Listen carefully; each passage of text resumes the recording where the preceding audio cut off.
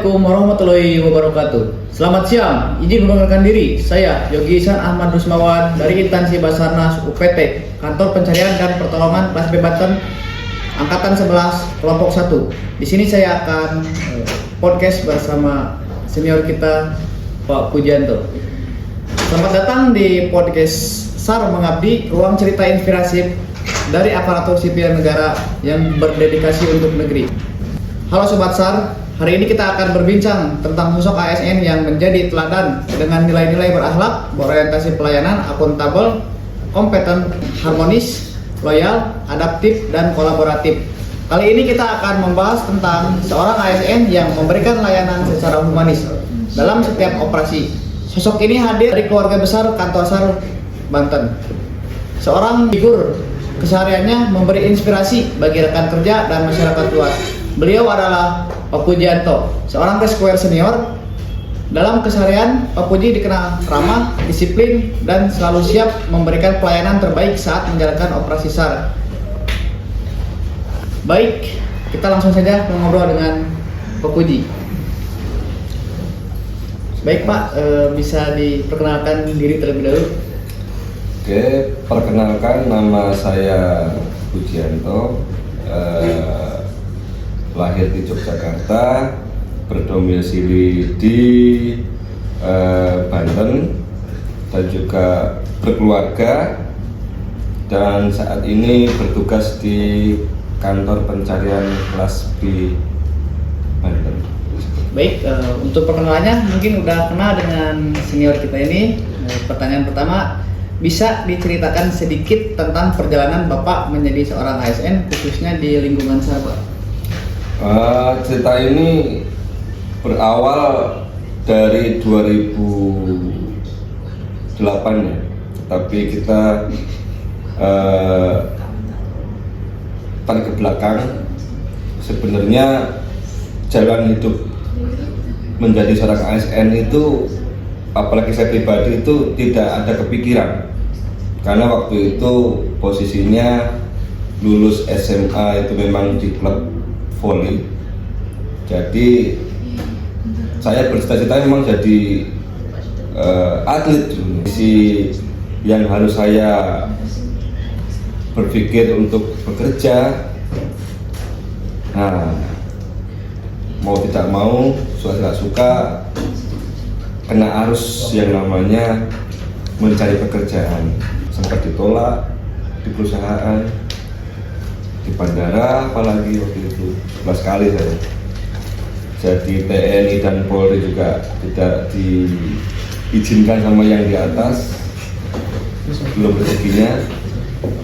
Tiba-tiba mendapatkan informasi di sebuah media sosial dan juga dari kawan sendiri di Basarnas, kan seperti itu.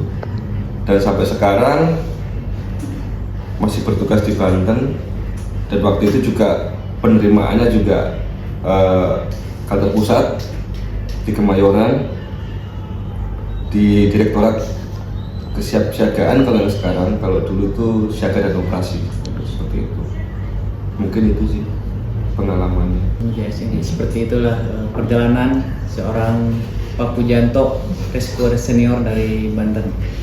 Selanjutnya Pak, kan ketika ada operasi, bagaimana menjaga sikap ramah seorang ASN itu harus humanis ketika kita udah menjalankan sesuai prosedur, namun ada tekanan dari masyarakat, itu bagaimana menanggapinya sebagai seorang ASN yang humanis?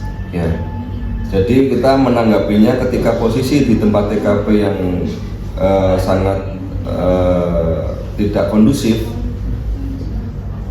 Kita ini sebagai ASN, apalagi pelayanan masyarakat di bidang pencarian dan pertolongan, kita mungkin sudah diajarkan oleh para senior-senior terdahulu, apalagi itu di tempat musibah. Nah, ini agak sedikit mungkin kalau bisa dibilang kebablasan, dikhawatirkan kebablasan. Kenapa? Setiap tekanan kita tidak bisa selalu mengontrol yang namanya emosional diri kita sendiri. kita ikutin arus. Tetapi kalau kita konsentrasinya adalah untuk melakukan pencarian, apalagi sebagai pelayanan yang dituntut oleh pimpinan tertinggi di UPT masing-masing, itu akan sangat berbeda. Pasti kita seenggak-enggaknya masih bisa mengontrol itu.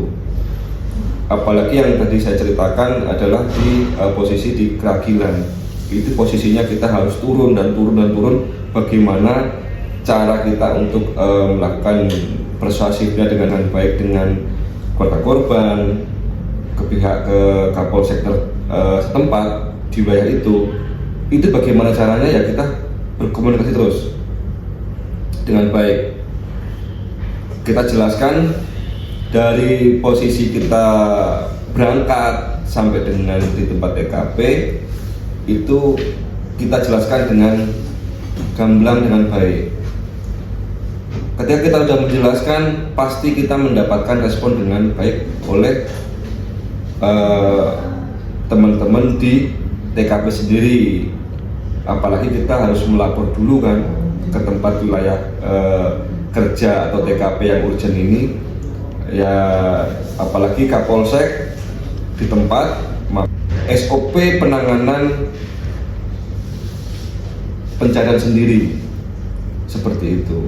Jadinya nanti kalau kita tidak melaporkan seperti tadi, ya itu akan sangat panjang nanti ceritanya, nggak habis-habis, nggak ada yang membantu bagaimana kita untuk menangani, dipaksakan untuk turun dan kita ini masih mengamankan situasi, kesiapan dari anggota sendiri dan juga alut sendiri itu. Itu jadi sangat menginspirasi bagi kita sebagai ASN muda. Pengalaman dari senior kita ini sungguh pengalaman yang sangat bisa digunakan untuk kita ke depannya, mulai dari rencana-rencana persiapan untuk operasi. Baik Pak, mungkin ada pesan yang ingin Bapak sampaikan kepada ASN muda agar terus menjaga nilai kemanusiaan dalam setiap tugasnya Pak, untuk pesan dan kesannya. Oke, pesan dari para senior di kantor pencarian kelas B Banten ini tidak berhenti-berhentinya mengingatkan ketika kita menggunakan seragam resmi, kita bagaimana sebisa mungkin bersikap netral, bersikap attitude dengan baik dalam cara penanganan musibah sendiri, dan juga cara berkomunikasi antar senior dan teman-teman sendiri itu bagaimana. Karena kita menekankan yang pertama adalah attitude atau sopan santun, bagaimana kita menyiapkan peralatan dengan baik, menjelaskan dengan baik dalam pelaksanaan ketika operasi SAR sendiri. Jadinya untuk teman-teman muda ini diwajibkan sekarang ini, apalagi yang lebih muda dari para senior ini, mungkin kalau sekarang mengikuti atau masuk masuk di dunia Gen Z, ya kan? Jadinya biasanya medsos ini akan melekat. Posisi kepada ASN yang muda ini ya mungkin agak sedikit diatur. Contohnya kondisi situasi yang sangat tidak dibilang pas untuk berkomunikasi, status segala macam, atau berkomen di sosial. Kita harus melihat dulu. Kalau kita berkomen dengan baik, monggo. Tetapi kalau kita nggak berkomen baik, tetapi kita masih ragu, jangan. Ya, mungkin kalau bahasa sayanya mungkin sudah kita netral posisinya, tidak memilih, tidak memihak mana yang salah, mana yang betul, seperti itu. Baik, mungkin itu saja perbincangan kali ini bersama senior kita. Terima kasih telah mendengarkan podcast SAR Mengabdi. Sampai jumpa di episode berikutnya dengan cerita inspiratif lainnya. Terima kasih.